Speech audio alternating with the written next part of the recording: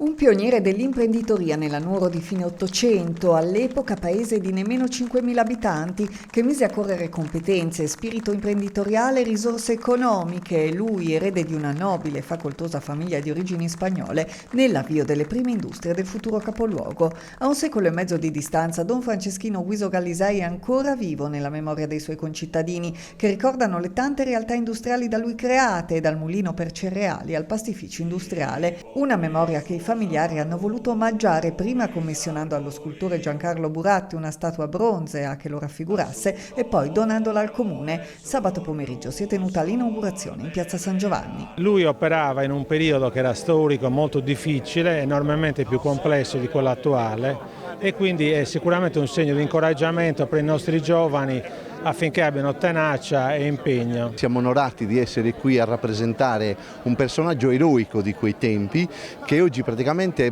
ci ha lasciato dei messaggi incredibili. Presente anche la Presidente della Regione Alessandra Todde, che ha ricordato la figura di Don Franceschino come un orgoglio cittadino. Oggi davvero celebriamo la nuoresità, il fatto che si possa avere una statua dedicata a una figura così importante è importante per i nuoresi. Ricordare la propria storia, ricordare da dove si viene, ricordare anche l'importanza delle proprie radici, del proprio contesto è fondamentale.